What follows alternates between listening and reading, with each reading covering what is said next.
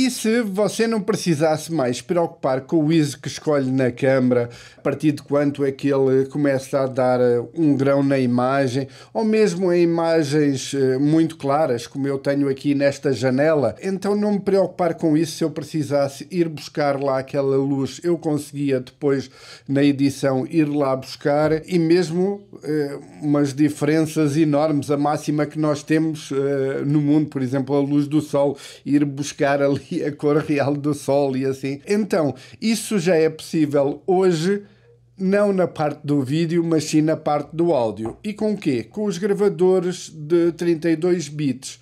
Os gravadores 32 bits já estão há um tempo no mercado, mas normalmente são mesmo caríssimos e são usados profissionalmente, assim como o 24 bits. O 24 bits você consegue trabalhar perfeitamente, é usado em tudo que é produção, só que tem um problema: você tem que ter controle, tem que saber, não é? Praticamente todo mundo sabe que ali nos ajustes, ali o pico, você faz os testes e não passa ali de -6. Porquê? Para ter uma margem de erro até ao zero, porque sabe, se chegar ao zero a partir dali vai estourar e não tem como recuperar, né? Nós vemos na edição que fica aquela linha branca ali no gráfico, fica ali um risco, quer dizer que estourou e não tem como ir buscar isso. E a mesma coisa acontece, embora você tenha lá a informação, mas ali normalmente a -18, qualquer som, por exemplo, alguém falando ao fundo ou assim, ou o microfone estar demasiado com o ganho baixo, e então o que você for buscar que esteja abaixo de -18, você amplificar, e ele, como faz uma amplificação geral, aí ele vai buscar tudo que é ruído, não é? Vai amplificar tudo, inclusive o ruído. Então, abaixo de -18 vai ter esse problema, que depois tem que usar filtros e assim. E para isso é preciso situações onde você controla o áudio. Se está a fazer até mesmo um casamento, um documentário ou assim, você não tem, ou a gravar, fazer uma live ali, por exemplo, num jogo, de repente é gol, todo mundo grita e vai aí até 120, 125 decibéis e assim.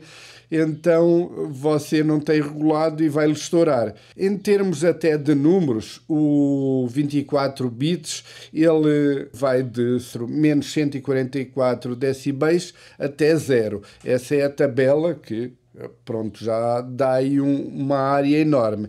Enquanto o 32 bits, ele vai de -758 a +770. O maior som captado até hoje, pelo menos se não me engano, foi de um vulcão a começar a erupção, aquela explosão, foi acho que à volta de 350 decibéis. Um jato, se não me engano, anda à volta aí de 140, 150, pronto, naquele arranque. Um carro de Fórmula 1, se não me engano, está à volta de 125, 130 decibéis, tanto de Fórmula 1 como de rally, assim, aqueles carros de drift, vai à volta desses 130, ali perto de 130 decibéis. Então, essa é a vantagem de se ter um gravador com 32 bits. Há uma coisa que eu vi muita gente também fala disso e faz também muita publicidade, como eu estou fazendo agora deste microfone da Cómica. Então, isso é bom ter o gravador, mas uma coisa que esquecem de falar e que até se calhar acaba por ser mais importante do que o gravador em si, é a questão do microfone, porque o microfone também tem um limite. Eu vejo vários aparelhos de outras marcas, tem saído uns lapelas, depois você vai lá ver os dBs do lapela e está à volta de 110, 115, no máximo 120 dBs. Ou seja, não o gravador vai estourar, mas o microfone em si vai estourar.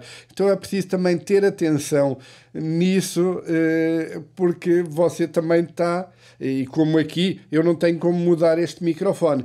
Embora este microfone é de 130, possivelmente está ali na linha de todos os profissionais que está nesse nível dos 130 dBs. Então, neste caso aqui, estamos perante um conjunto que é o melhor que nós temos agora.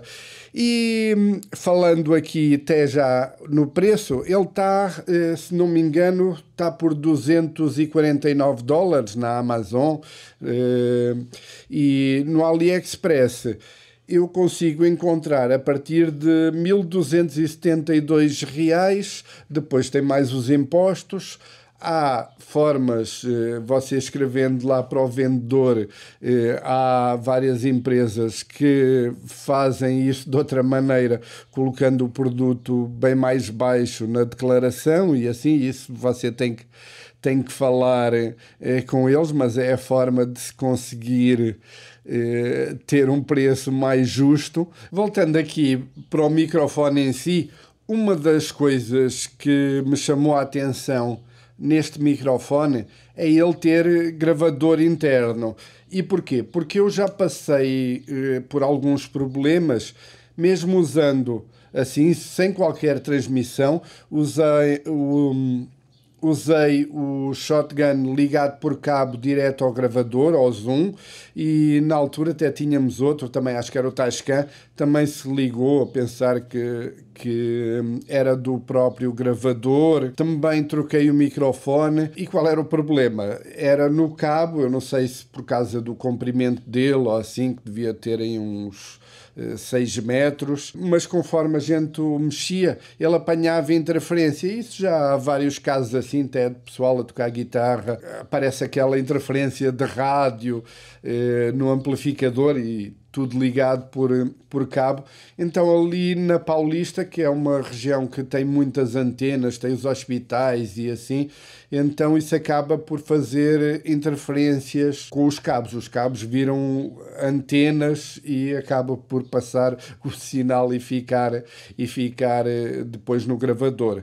Eu penso que esta solução assim vai resolver esse problema. Depois, quando eu tiver uma oportunidade, depois eu vou testar isso, mas penso que isto, porque é no próprio circuito ali, vai direto para o gravador, então não deve fazer essa interferência.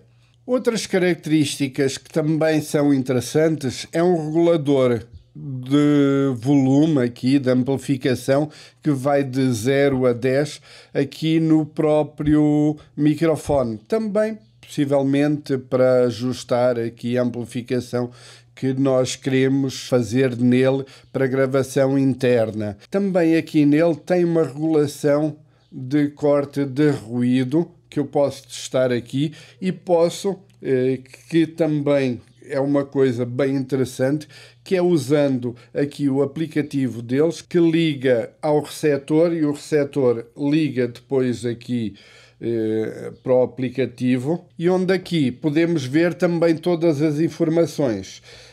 Tenho aqui 4 horas e 52 de bateria, 7 horas isso no receptor, 7 horas e 32 no transmissor, que é aqui o microfone, e tem aqui uma parte que diz, e que está apagada, que é o transmissor 2, porque eles vendem um kit que vai para a volta de R$ 2.000, que é com 2 microfones.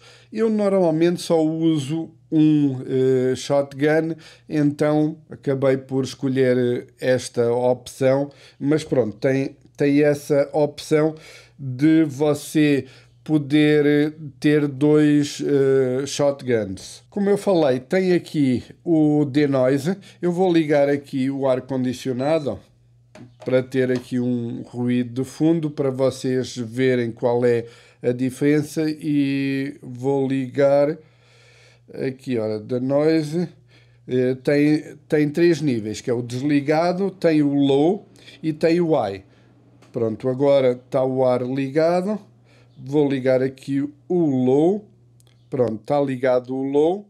Este é o som que fica utilizando o low. Não sei se estão a ouvir alguma coisa ainda de barulho do ar. E eu vou mudar aqui para o high. Agora confirmar. Em princípio está ligado agora. Este é o som que fica com o high. Eu vou desligar e desligar aqui o ar. Vou fazer, pronto, desligar aqui, confirmar. Em princípio já está desligado. Eu gosto de fazer essa redução na pós-produção e cada dia há mais programas que conseguem fazer um resultado melhor. Mas em alguns casos, por exemplo, você está a fazer uma transmissão ao vivo, então aí não tem como, ou os filtros que há não são tão bons como este aqui. Então é melhor utilizar aqui. E outras soluções que você precisa, ou por exemplo está ligado no celular e assim precisa de mandar o vídeo logo, então não vai estar ali a perder um tempo depois a fazer os ajustes e assim, porque não tem tempo a perder para fazer isso. Então, nesse caso, é bom que tenha no microfone. E como ele tem a função de desligar, pronto, é mais uma característica que nos vai ajudar em algumas situações que nós vamos precisar. Além disso, ele também tem uma função que realça os agudos e corta os graves. Também, se você quiser fazer isso, embora são coisas que eu gosto de deixar o puro e gosto de fazer tudo depois na pós. E também tem outra função que também é bem interessante, que é aqui nesta função mono, ele tem o estéreo, no caso de eu ter dois, estando em mono, os dois microfones ficam nas duas pistas. Em estéreo, cada um fica numa pista e tem este modo que é o safety. Este modo safety, o que é que ele faz? Numa pista faz aquele ajuste que você escolheu, na segunda pista ele faz aí menos 6 dBs para você ter essa margem de ali, de caso um estoure, o outro, e como eu falei, embora aqui o gravador seja 32 bits, você está limitado com o microfone e com a amplificação que fez ali na regulação.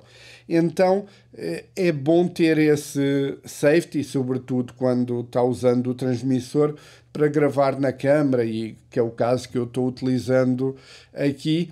Então fica com essa margem e eu, em caso tenha uma parte que estoure, eu consigo depois ir buscar aquela pista do menos 6 dBs e fazer essa troca que fica imperceptível. Outra característica que também traz aqui no microfone é ele tem duas saídas. Uma analógica, utilizando aquele cabo P2, e outra utilizando o USB-C, que também serve para o carregar. Utilizando o cabo USB-C, você pode ligar tanto a um celular como um computador. Também essa saída USB-C serve para carregar a bateria e serve para você aceder aos arquivos. Para aceder aos arquivos não dá para utilizar o microfone, não é? Estando ligado ao computador e estando a utilizar o modo de microfone e estando a baixar os arquivos, porque isso podia dar erro, porque você está a gravar ao mesmo tempo e assim, então podia acontecer, dar problema. Então você tem que o desligar e depois carregar aqui nos dois botões ao mesmo tempo, aí por uns 3 segundos, e ele automaticamente passa para o modo da pastinha, não é? Fica desligado e ao ligar ao computador aparece como fosse uma USB, uma pendrive, assim, e você consegue aceder às pastas, ir lá ao Wave, né? Num grave MP3, é o Wave, mas mesmo assim, ele, se não me engano, tem 32 GB de memória, que dá aí umas 40 horas de gravação.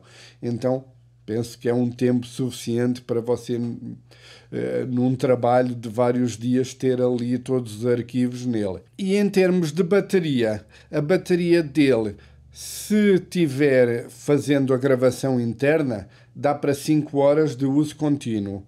Se não tiver a fazer a gravação e estando utilizando assim no modo wireless, dá para 10 horas. Se estiver utilizando o cabo P2, não é? Ligando o cabo daqui, como tipo o XLR, aquele cabo vai do microfone direto até à câmara, aí dá para cerca de 40 horas. Em relação ao receptor e ao contrário aqui do microfone, o receptor tem um corpo em plástico. Ele é bem leve, acho que pesa cerca de 3 gramas, mas acho que podiam fazer, porque é um aparelho que a gente às vezes não tem assim tanto cuidado com ele. Podia ser em alumínio ou qualquer outro material que ao cair ao chão não quebrasse.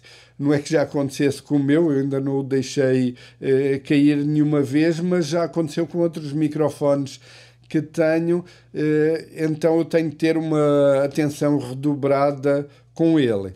Mas é a única coisa assim que eu posso reclamar de certa forma dele.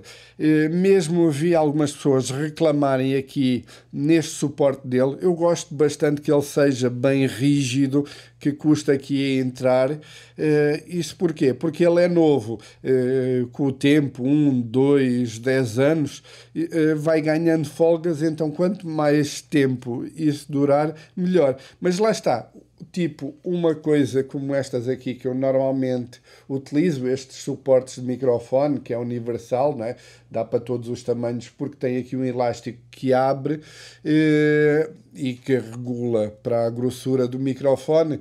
Isto aqui custa cerca de 8, 10 reais. Então também é uma peça que se troca facilmente e se está incomodado com este aqui é só comprar uma destas e pronto, gasta mais 10 reais e está resolvido. Outra coisa que nós temos aqui no aplicativo, e como eu falei, este aplicativo consegue regular tudo, é aqui o botão de REC, em que eu carrego aqui e ele começa a fazer a gravação e vai-me dando aqui informação de quanto tempo é que está a gravar. Consigo parar a gravação, confirmar.